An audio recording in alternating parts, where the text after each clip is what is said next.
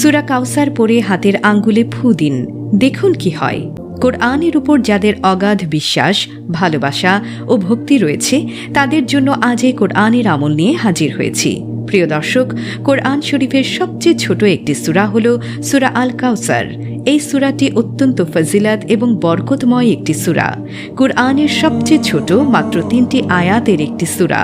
আর এই সূরাটি যখন নাজিল হয়েছিল তখন রাসূলুল্লাহ সাল্লাল্লাহু আলাইহি ওয়াসাল্লাম মুচকি হাসি দিয়ে উঠলেন। ঘুম থেকে উঠে মুচকি হাসলেন। তখন সাহাবায়ে কেরাম জিজ্ঞাসা করলেন, ইয়া রাসূলুল্লাহ, আপনি কেন হাসলেন? তখন আল্লাহর রাসূল সাল্লাল্লাহু আলাইহি ওয়াসাল্লাম এই সূরাটি তেলাওয়াত করলেন। ইন্না আতাইনা আল কাউসার ফাসাল্লি লিরাব্বিকা ওয়ানহার ইন্না সানিয়াকা হুয়াল আবতার। এই সূরাটি তেলাওয়াত করলেন। তেলাওয়াত করার পর তিনি বললেন, এই সূরাটি আমার উপরে এই মাত্র নাজিল হয়েছে এবং আমাকে হাউজে কাউসার দান করা হয়েছে। এই হাউজে কাউসার আমি আমার উম্মতদেরকে পান করাবো। সুবহানাল্লাহ। আর এই হাউজে কাউসারের পেয়ালা এত বেশি হবে যে আকাশের তারকাবাজি যে যত বেশি তার চেয়েও বেশি হবে হাউজে কাউসারের এই পেয়ালা। সুবহানাল্লাহ। তাহলে বুঝুন কত মানুষ এই হাউজে কাউসারের পানি পান করবেন। প্রিয় দর্শক, নবীজি সাল্লাল্লাহু আলাইহি ওয়াসাল্লামকে যখন মক্কার কাফিররা নির্বংশ বলেছিল তখন আল্লাহ তাআলা তাকে সান্ত্বনা দেওয়ার জন্য সূরা কাউসার অর্থাৎ সূরা আল কাউসার নাজিল করে বলে দিয়েছেন, ইন্না আতাইনা আল কাউসার, নিশ্চয়ই আমি আপনাকে কাউসার দান করেছি। ফাসাল্লি লিরাব্বিকা ওয়ানহার, আপনি নামাজ পড়ুন এবং কুরবানি করুন।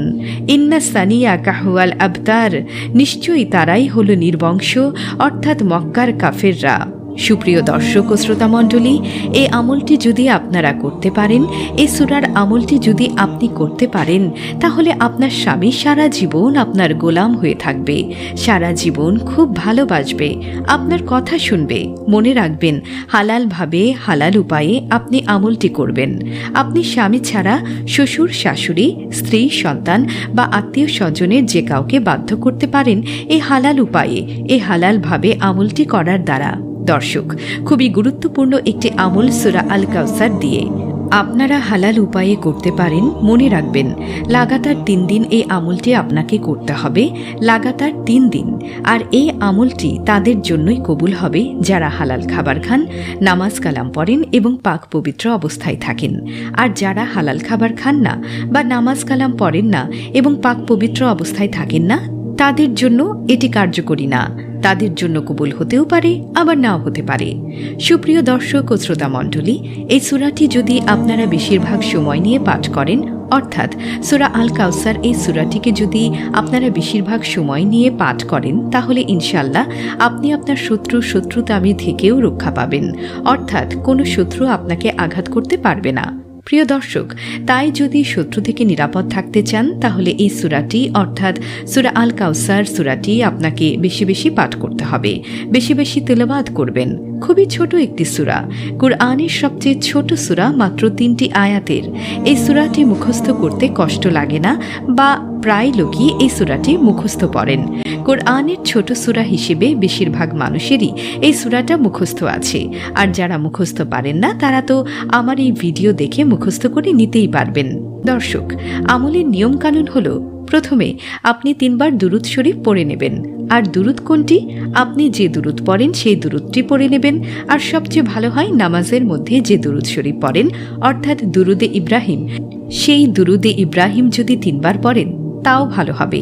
তাছাড়া আপনি শুধু সাল্লাল্লাহু আলাইহি ওয়াসাল্লাম, সবচেয়ে ছোট দুরূদ সাল্লাল্লাহু আলাইহি ওয়াসাল্লাম, চাইলে 3 বার এই দুরূদটি পড়ে নিতে পারেন।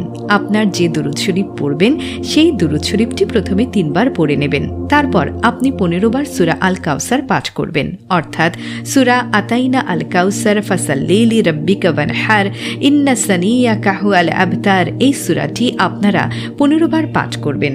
তারপর আপনি আবারও 3 বার দুরূদ শরীফ পাঠ করবেন। তারপর আপনি ডান দিকের বৃদ্ধাঙ্গুলিকে হাতের তালুর মাঝখানে আনবেন। তারপর আপনি সেখানে ফু দিয়ে অতঃপর ডান হাতের বৃদ্ধাঙ্গুলিকে হাতের মাঝখানে রেখে মুষ্টিবদ্ধ করবেন, অর্থাৎ হাতকে মুষ্টিবদ্ধ করবেন।